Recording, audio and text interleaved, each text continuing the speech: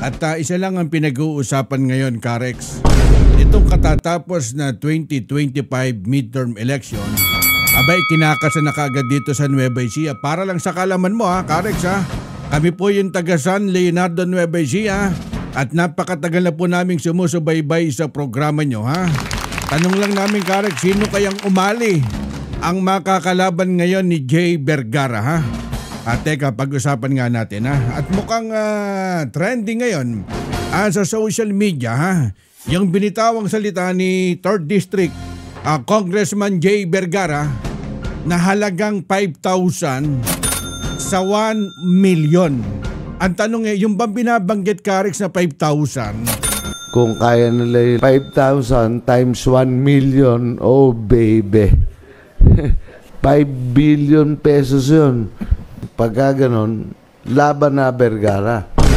Yung ba'y katapat doon sa botante sa buong Nueva Ecija. At naging questionable doon sa mga taga Nueva Ecija. Teka, ibig sabihin gagastos ng halagang 5 billion ang kampo ni Jay Vergara dito sa Nueva Ecija. At bigyan ko lang kayo ng background, mga kaibigan.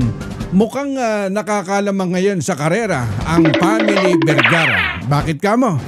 Nitong katatapos lang na eleksyon, nagwagi si Jay Vergara laban kay Congresswoman Cherry Umali. Si Congresswoman Cherry Umali, di ba nung last 2016 election, siya naman po yung nagwaging governor at nakalaban niya si Rudy Antonino. Sa madalit salita, balikan muna natin itong katatapos lang na eleksyon dito sa Nueva Ecija. Noong 2019, bumalik itong si Governor Oye Umali at ang nakalaban niya si Virgilio Bote.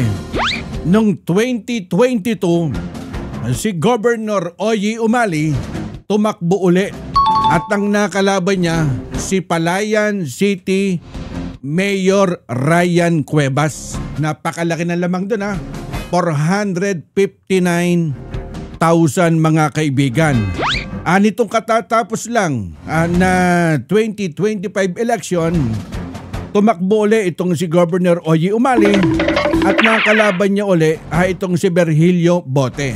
Sa madalit salita, Karex, tapos na ang 2025 midterm election Para lang sa kalaman mo, Karex, idagdag mo na doon sa Cabanatuan City. Di ba't nagwagi po dyan si Mayor Myka Vergara at ang nakalaban niya si Vice Governor Doc Anthony Umali na tumakbong mayor dito sa Cabanatuan City. At ang isa doon sa kanyang mga programa, ibaba ang presyo ng kuryente. Kumbaga hindi nag-click dito sa Cabanatuan City. Ngayon, ito ang usap-usapan. Tanong namin, Karex, last term na ba ni Governor Oye Umali? Kasi doon sa binitawang salita ni Congressman Jay Vergara, hinahamon niya ang mga Umali. Sino ang tatapat sa kanya sa 2028 election? Ibig sabihin, ito na kagad ang pinag-uusapan. Kaya nga medyo mahiwaga yung binabanggit niyang 5,000 katumbas dun sa 1 million. Kung kaya nila 5,000 times 1 million, oh baby. 5 billion pesos yun. Pagka ganon, laban na Vergara. Ano to, para masiguro yung sinasabing eleksyon? And tanong, Karex, sinong umali ngayon ang titindig dito sa Nueva Ecija? Sabihin na po natin na nanalong governor si Gov. Oye Umali. Ngayon, pagdating ng 2028, sinong Umali ang itatapat ngayon kay Vergara? Kasi dun sa vice governor, kung di ako nagkakamali nanalo po dyan si Lemon Umali na napakataas po nung bilang. At ang nakalaban niya si Thomas Edward Hoson. Kaya mukhang marami magiging labanan sa pagka-gobernor. Siguro pwedeng lumaban uli yung Hoson o kung sinong Umali. Pero malaki kalamangan ngayon ni Congressman Jay Vergara.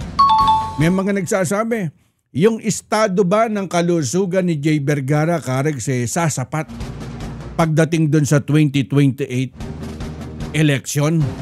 Kaya magkakaalaman ngayon yan, ha? Dahil tinalo ni Jay Vergara si Cherry Umali sa 3rd District at dyan sa Nueva Ecija. Tinalo ngayon ni Maika Vergara si Vice Gov, yung tumakbong mayor na si Doc Umali sa Cabanatuan City. Kaya nga ang hamon nga ni Jay Vergara, sinong umali pa ang tatalunin nila sa 2028.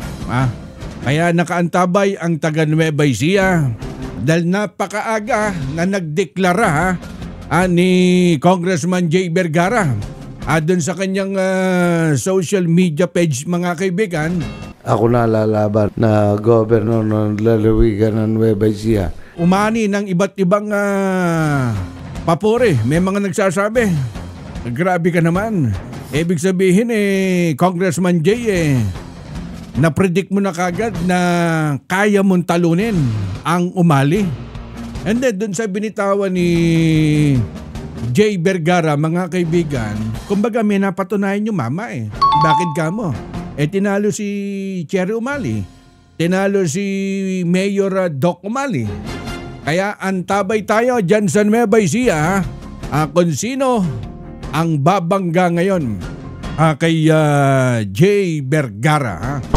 Mukhang malaking hamon to ngayon dyan sa Nueva Ecija. Kaya antabay tayo kung last term ngayon ni Governor Oye Umali, ang tanong, sino mamanukin niya na makakalaban ngayon ni Congressman Jay Vergara?